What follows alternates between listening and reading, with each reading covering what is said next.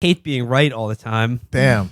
It's tough. It's a curse. But what's worse than being right all the time is when nobody listens to you and they do the exact thing you told them not to do. Yeah. So it's almost like not enough people listen to this show and then do everything we say. It's problematic.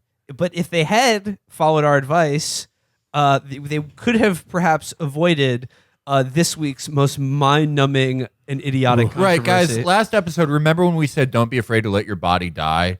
Well, you could have avoided all this. No, we are on the last 10 minutes of our most recent episode before this one. We talked about how you need to just steel yourself and be totally dismissive of spurious allegations of anti-Semitism when they're directed at Jeremy Corbyn.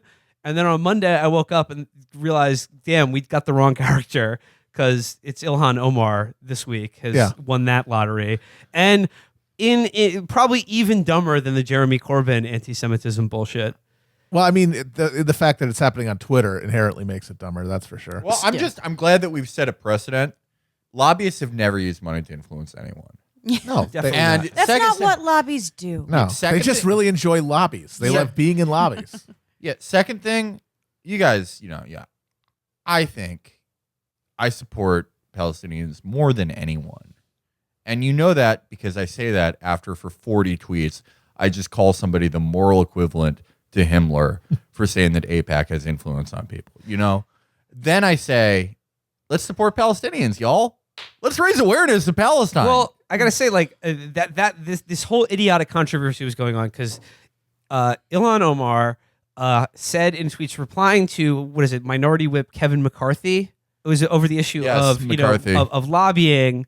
And then someone was like, who makes him do that? And she was like, AIPAC. It's all about the Benjamins and people. And that led to about the dumbest 24 hours on Twitter in recent memory. Yeah. With just people. Real brain death hours. Just like if she had been describing the U.S. auto manufacturing lobby. Or the NRA. Or any the corn lobby. Yeah. So AIPAC's the only lobby that doesn't use money. That's amazing. Do they have glamoring powers?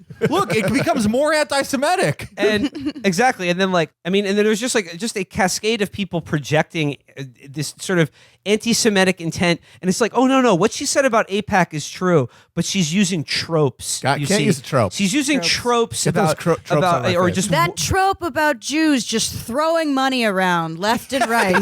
Yeah. That's why they say the Jewish car, it stops on a dime and then uses it for lobbying purposes. There's a couple different tacks people took with this. Again, responding to Ilhan Omar's flatly, objectively true just statement about how lobbying works in DC and how AIPAC has a huge influence in DC that is largely dependent on how much money they spend. There's a couple tacks people took on this. The first one, the dumber people will just say, are you actually saying that AIPAC gives money to Congress people? Because that's illegal. And, when you saw that, you could just write that person off immediately. They're bullshitting. They're lying to you because those people understand full well that AIPAC, of course, does not directly give money to political candidates, but they manage an entire network of PACs that do just that. Right. The other one was just the people who pretended that they want to agree with her and just be like, actually, yeah, AIPAC is bad and we need to speak up against them, but you just can't use certain tropes or my experience as a extremely well-off Jewish person living in America. You need to step back and listen to my experience. And this is hurtful. The people who wanted to agree with her, but they had to hold out this idea that she harmed the community in some way. Now, keep in mind, these are people who not speak for any community. They're just talking on Twitter about how they feel. It's not like they're coming to you as a representative of a labor union or any other group with constituents. They're just saying, I've appointed myself spokesperson for this community that you've harmed in some vague way. And, we need to talk about that. And this is exactly what I was saying on last week's show is that no, you can't, no, don't even countenance that. Because that's even more bullshit than the idea that Ilhan Omar's statements harmed anyone in any way is even more bullshit than the idea that AIPAC doesn't give money to politicians. All right, the greatest quote ever about Twitter. It was applied for a certain situation, but it's universally true. Dog boner, Michael Hale said it. He said, when a celebrity dies on Twitter, it's like watching a group of the same 20 people trying to jam a single turd down one clogged toilet. But that is just every day now. It's every day because every day there's Donald Trump will tweet like, Max Baucus is so handsome. He could be in the movies. Too bad the Muslims want to put him in a headscarf. And people will start like at midnight hashtag game or something, or just jamming the same turd down that same toilet. And it's just the most disgusting display of social climbing and networking and just jockeying to be seen by like either a Sam B writer or like whoever manages hiring at Cap. Who there could represent anyone? No one. They're just solely representing themselves to either get a job or get some awful serotonin rush from people liking their dog shit filth that they put out there.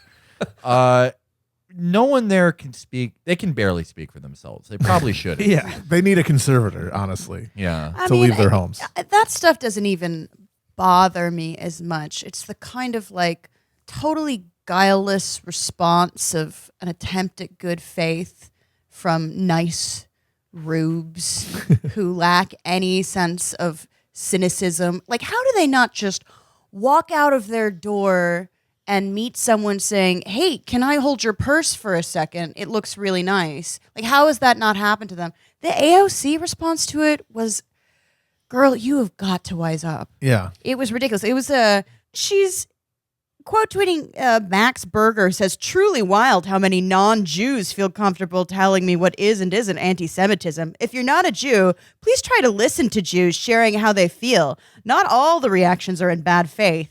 And she's like responding, lots of people here proclaiming to be woke, trying to police communities on what they are/aren't allowed to be upset by. Oh my God. Am I on like a fan fiction community? Girl, for you've Mulan? got to get your shit together. You This have got to get your shit together. I was The only you Jew- broke ranks. the only She Jew- broke ranks. And if she keeps doing that, she's done for. Yeah. That's it. She won't make it. Yeah. She won't make it. She's You pretty can't much please all them. alone out You there can't please anyway. them. You can't please them all. The only Jew I listen to is Felix. Yeah. Well, Right, he doesn't let you not listen. I speak for everyone. I represent. My experience is universal. If I say, I feel unsafe, like when certain people say that a certain brightly colored battle royale game is for children, and I present evidence that the median age of the pro gamers who play it is actually about 23. I feel unsafe when Matt says that. But no, I mean, it was. I think It's just the phrasing, though. Police communities. What does that mean? Means nothing. First of all, there are communities that are literally Right, overly yeah. policed, so calm down with that shit. Yeah. And then, second of all, saying I don't believe you is not policing someone. Also, how These is people this, need to get this, some this backbone. standpoint concept just doesn't hold up. Because, No, it's absurd. Because I'm Jews listening- are not a hive mind. Exactly. It's like I'm listening to a Jew. Okay, but what about? All right, it's Norman Finkelstein. That's the Jew I'm going to listen Yeah, to. Right, that it- is my chosen Jew. Yeah. Well, I mean, standpoint theory. Felix, it's Norman Finkelstein. We already decided. Shh. Well, but it already fell apart here because the same people that are like, you have to listen to black women. You have to listen to Right. Vote for black women. Support black women. Support black women. I don't know what that means. First of all, but okay, I don't know what Representative Omar is if she's not a black woman. But Right. just the moment she opens her mouth about something that makes you uncomfortable, there's a weird thing that happens there where the moment she says it, she's David Duke. Yeah. She's Anders Breivik. But then the moment that you finally fucking isolate her and try to terrify her and fucking beat her down, and as a member of her own very small caucus, fucking abandon her. Oh, she's fine now. Well, what the fuck? Yeah. Was it unapproachably anti-Semitic? Well, if it was, then why is it okay if she's like, oh, my bad? Why? Because she's learning. She's And that's learning. the really noxiously Yeah, she's learning condescending if you thing about it. prostrate yourself before Yeah. the crowd, then they'll leave you alone for a second. Yeah, But for yeah, a second. that's the thing. Is that the people I get most? I mean, all the cynics and the Hasbaris and the scumbags. Like, you're doing your job. Congratulations. Go collect your paycheck. But the people who profess to honestly care about the Palestinian cause and stuff like that. And they're like, but we can't use tropes. Like, motherfucker, do you think that there's a trope that exists on Earth that you can evoke to criticize Israel that won't get called anti-Semitic? That does not exist. There's no language for criticizing Israel that will not get you called anti-Semitic by somebody, probably in a fucking bunker in Tel Aviv. And Ryan Grimm wrote a piece in The Intercept about that very little seen documentary about the Israel lobby in D.C.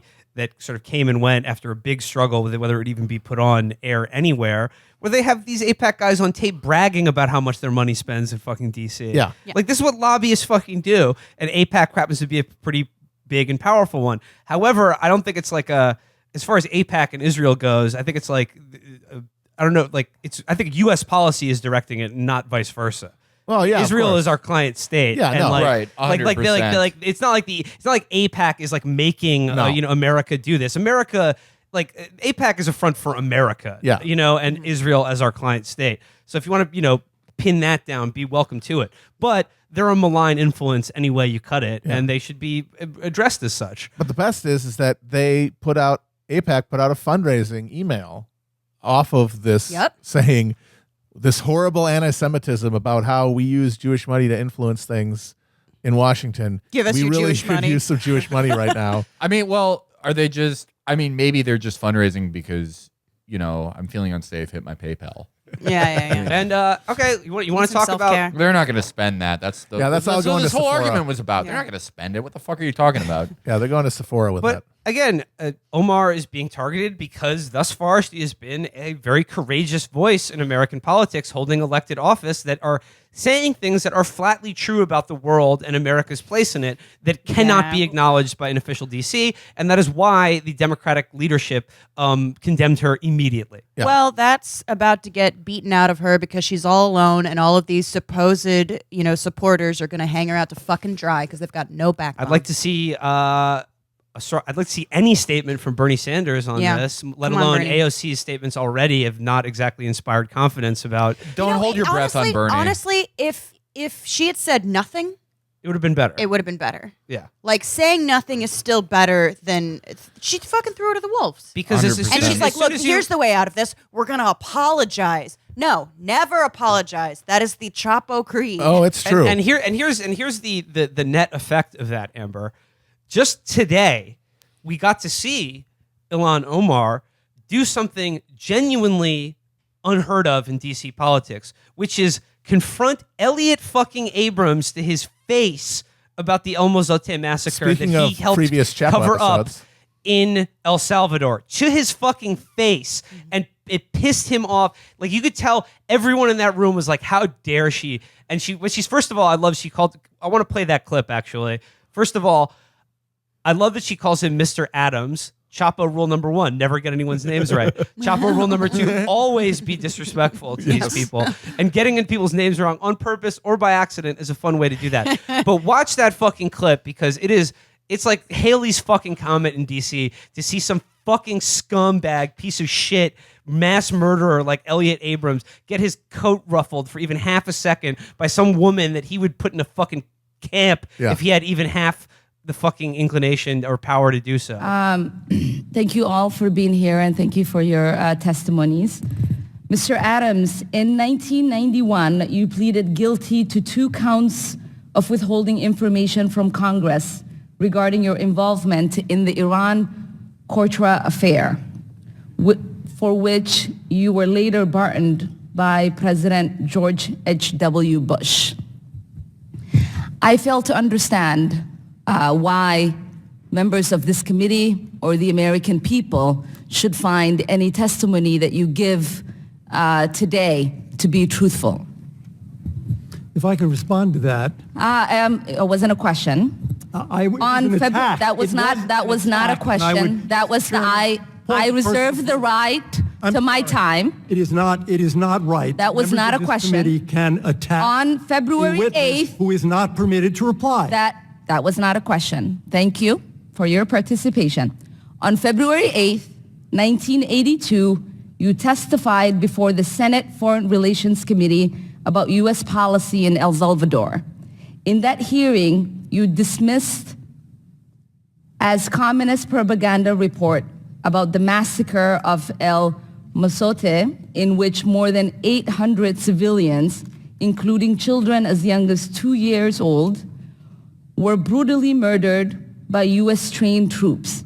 During that massacre, some of those troops bragged about raping a 12-year-old girl before they killed them. Girls before they killed them.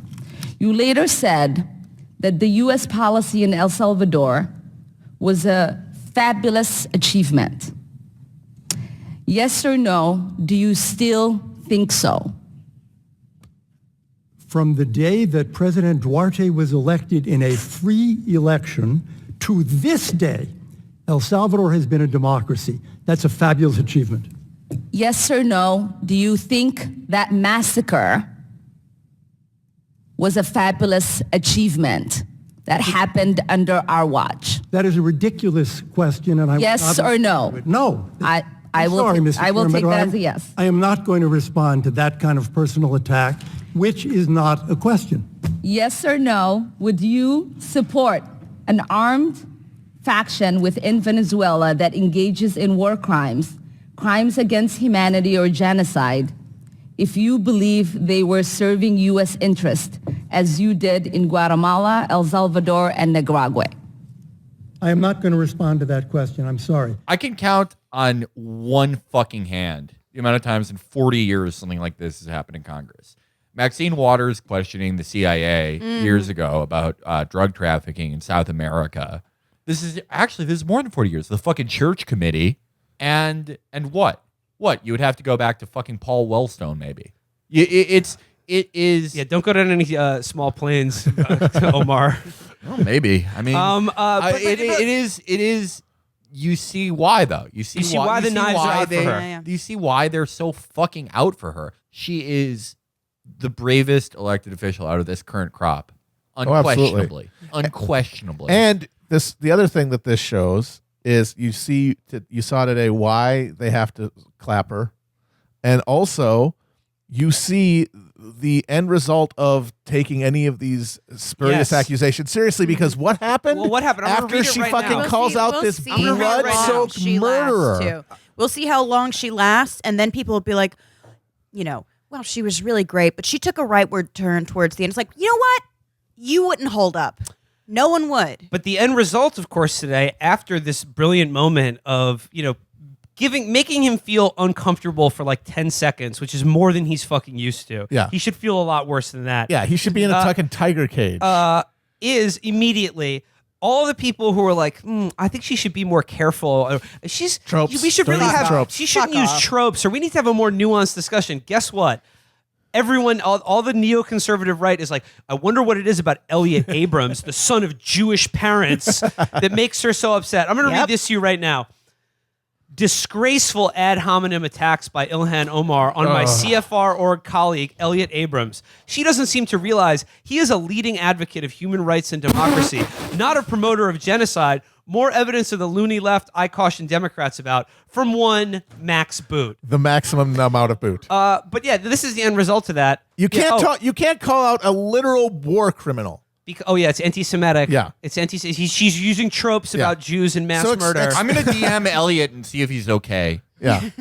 I mean, I'm just like, if Eichmann had only pulled out nice ad hom in Jerusalem, he might have gotten off. This is the end results of it, because like there is no way that you can acknowledge these truths about America's foreign policy or even our domestic policy without people coming to cut your throat, and they're going to do it to you in exactly this way, which is what I said just on Sunday about fucking Jeremy Corbyn. And guess what? They gave you an object lesson in that this week with Ms. Omar. You can't. Everyone wants to be fucking nuanced. Fuck off. There's no fucking nuance. There's People just are liars. It's just there There is an absolute truth, Yes, too. Like, and- you don't have to listen to everyone's feelings. And I know that sounds very facts, don't care about your feelings. But you know what? They kind of don't. Or just because something is offered in good faith doesn't mean I have to take it or the person advancing it seriously. Yeah. I fucking don't.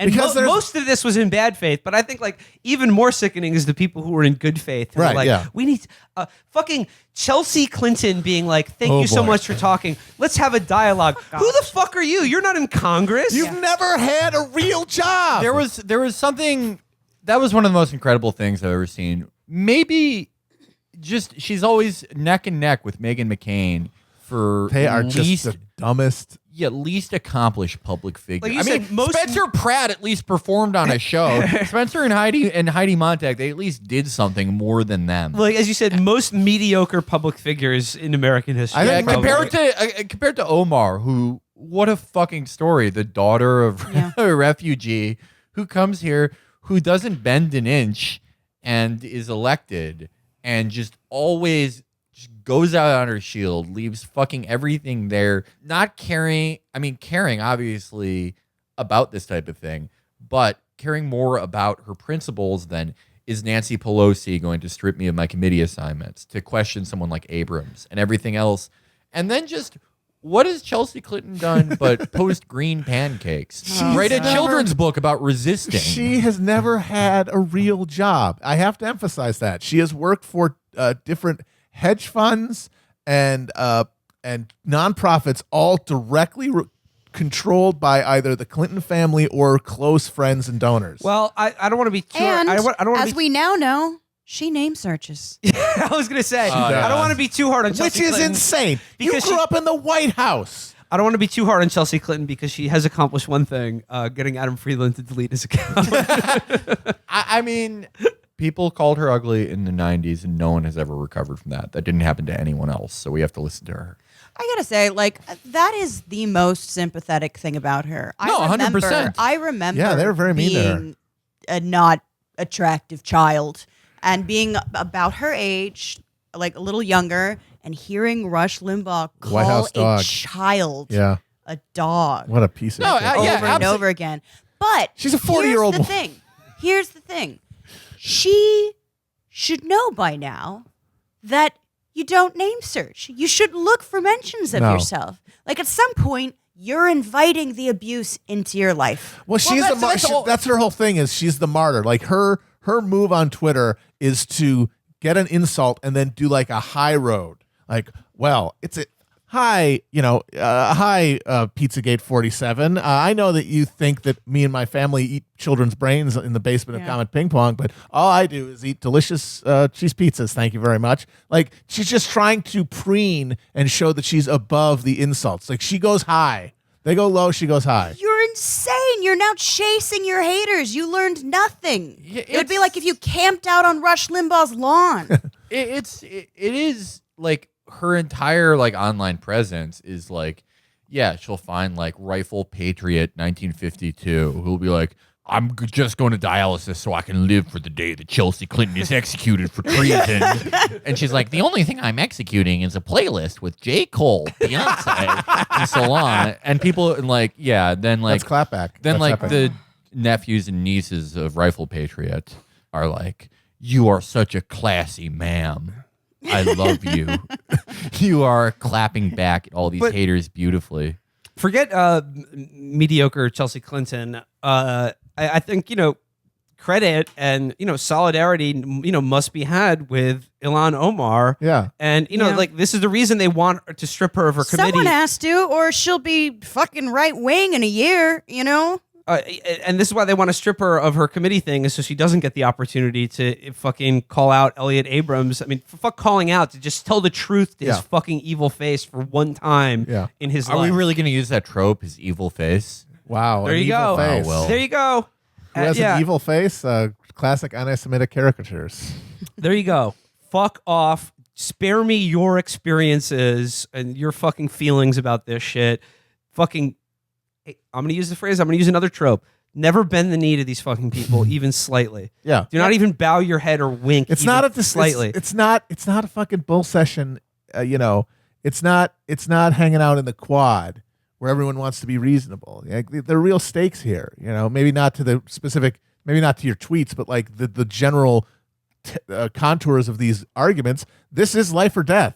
Learn to identify people who are not on your side. Just because someone is, nice to you but mean to the waiter, it doesn't mean they're nice. I'll put it into perspective for you. If people who are ostensibly on your side because their display name is something like, I want Gritty to corncob Charlie Kirk or something. Oh God. Someone who will probably be raising money for a Republican candidate in 10 years.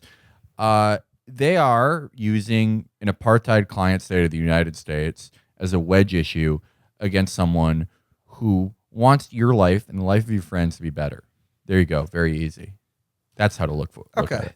Hey, I hate to be right all the time, but I Yep. must continue.